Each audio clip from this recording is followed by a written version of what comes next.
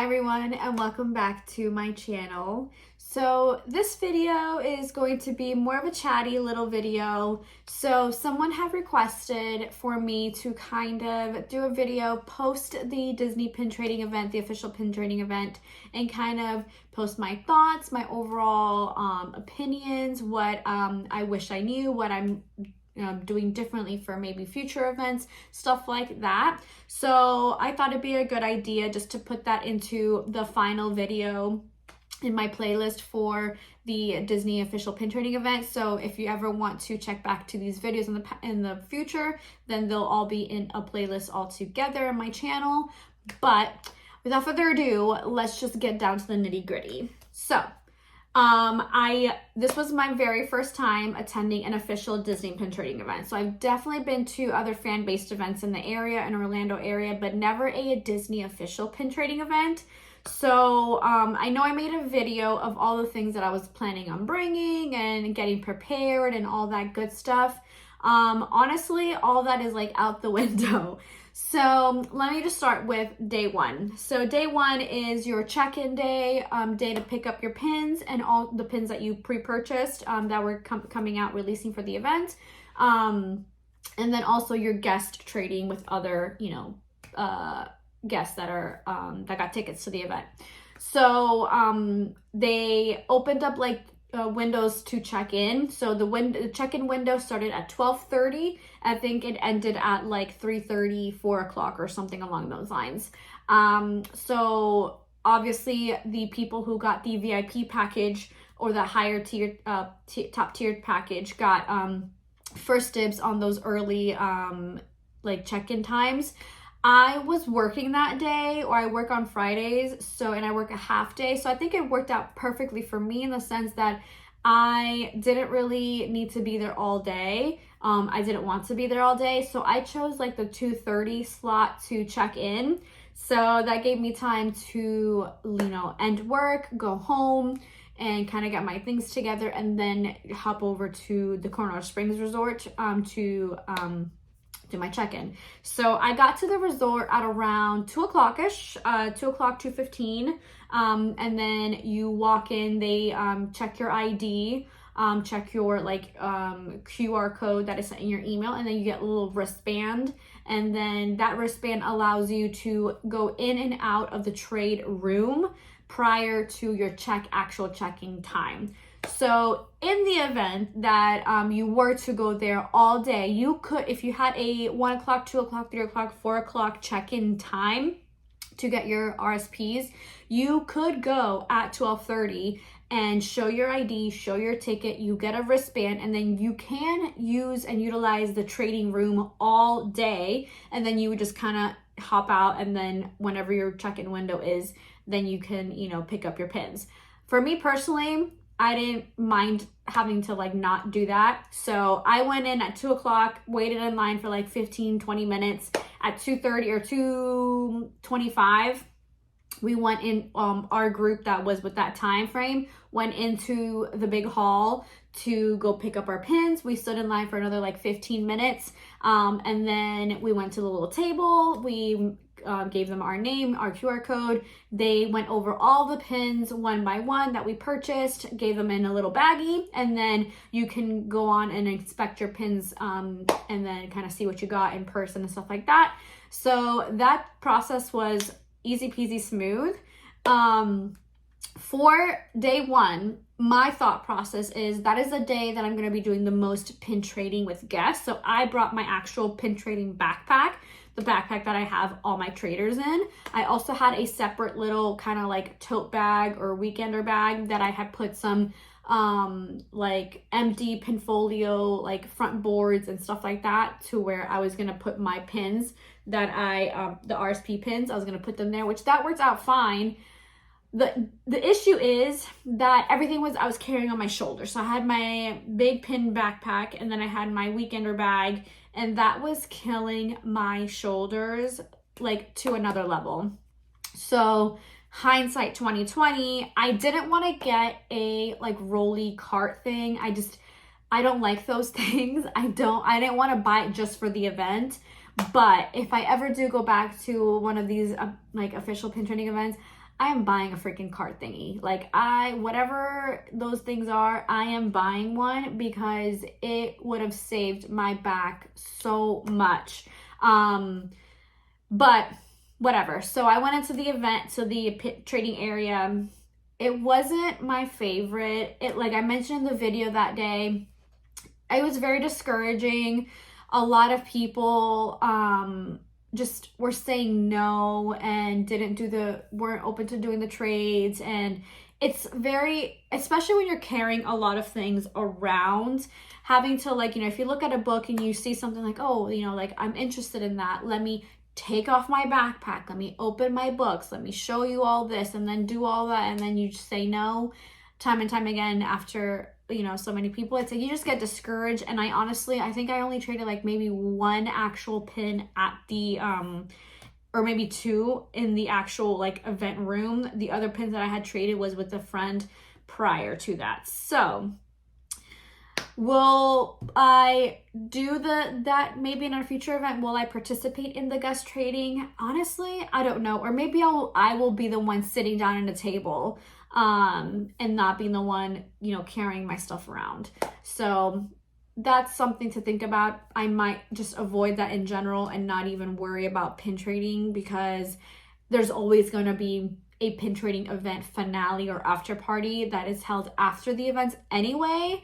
So, how exclusive is it going to be? You know what I'm saying? Like, is it really worth lugging all your pins to Coronado Springs to pin trading when you're not really pin trading? You know what I'm saying? I don't know if that message is getting across, but for future events, my thought process is, if I am going to bring my full trader book that day, I'm just going to bring a cart and roll it around and put my stuff in there and then call it a day. Or still bring a cart, but set up a table. I'll be the one in the table with my pins, and then I can be the one telling people yes or no. So again, with trading, it's inevitable. People are going to say no. It has to work both ways. I get it. I totally understand.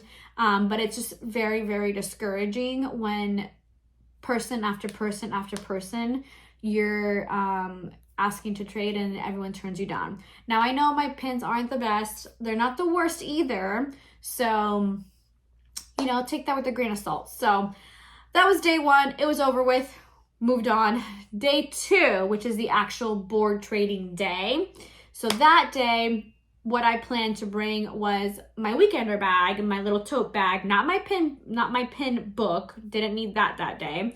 I brought my little weekender bag, tote bag. I had my Pinfolio XL full of pins from my book, because I heard that people trade while in line, and then you definitely want to bring your pins with you to trade in line, stuff like that. I also had my Pinfolio Classic Show, and that was where I was going to put all my pins that I was trading at the boards, and my my keepers and stuff like that.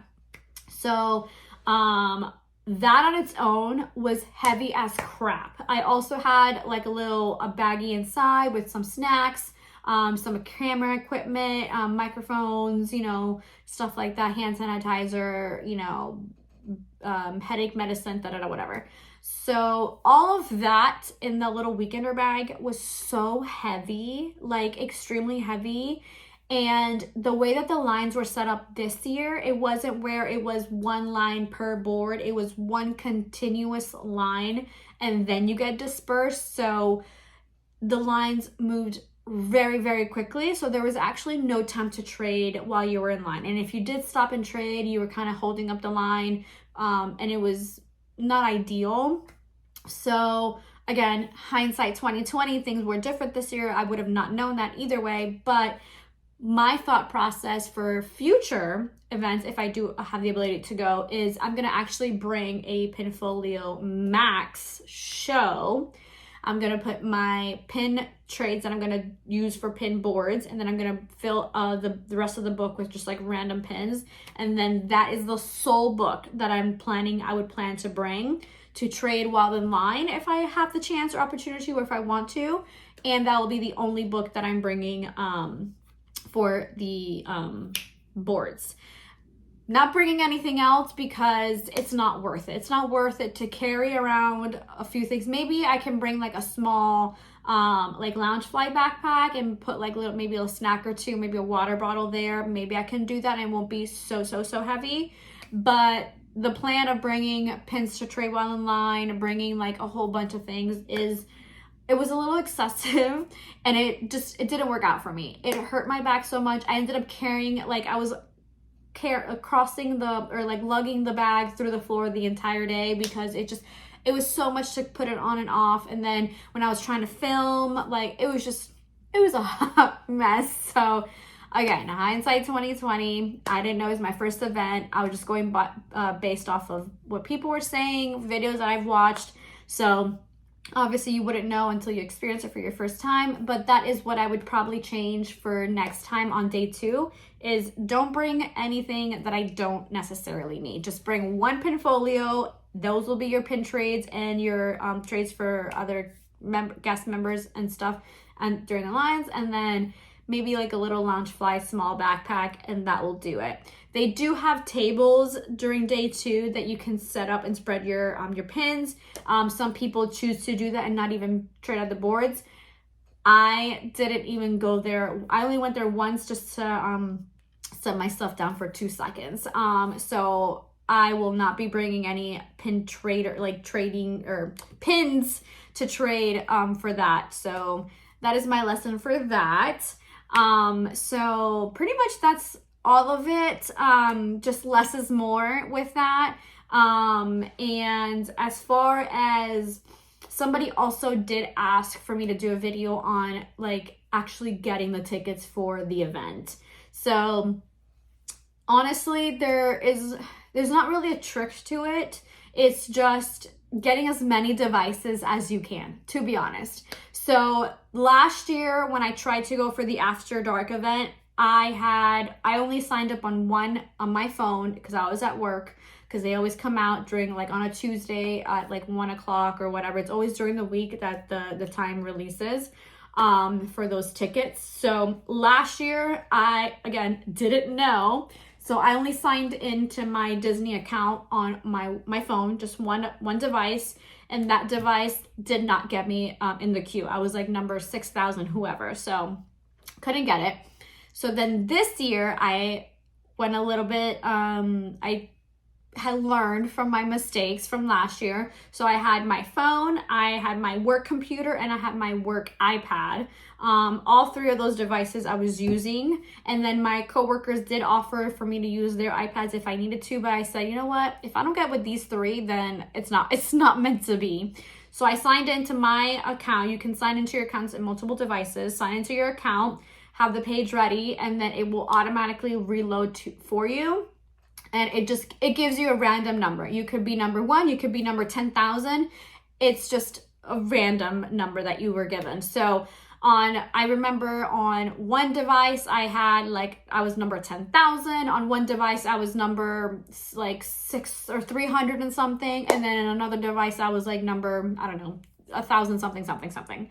So that would be my trick or my advice for you if you're wanting to get a ticket for a future event, is to sign in to as many devices as you can, and hopefully that works out for you. You can probably have 20 devices going and still not get in, but it's just a luck of the draw. So that is my advice as far as getting a ticket to the event. And then I think that's pretty much all the advice I have, is less is more. Don't bring a bunch of stuff, and just, have fun. And enjoy, and don't take yourself too seriously when you're at the boards. It's really, really like nerve-wracking looking at the boards and trying to pick the best pin off the board. My guidance towards that was find a pin that I like. If I like it, grab it. Whether it's AP, PP, it doesn't matter. If I'm looking for it and I like it and I want it, grab it. If I don't see anything that would go towards my collection, then look for maybe popular characters like the Aristocats. I gravitated towards those because they were popular characters. I know this year I got a lot of Dumbo too because I feel like they were just good characters. Stitch pins, like princess pins, Dumbo, Aristocats, like any of those movies are always going to be popular. And I honestly just looked for the coolest pin, to be honest. So I had a little knowledge of like what open editions pins were, what recent mystery pins were. You know, I try to stay away from like Marvel, and because I'm not really too familiar with those characters and stuff like that. So that is just my advice is first gravitate or try to find something that you like personally. And if you can't find something, then look for the coolest pin or a character that will be maybe popular or that you like. But yeah, that is pretty much all the advice that I have. If I didn't touch up on anything, I might include it in the screens here and there. But other than that, I think that pretty much covers my like, not tips, but like my little recap and wish I would have known and what I will do differently for next year. But yeah, let me know if you guys went to the event. Let me know your advice, your tips and tricks, your takes from the event this year. And let me know if you're going to try and get a ticket next year. And well, with that being said, I will catch you guys on the next one. Bye.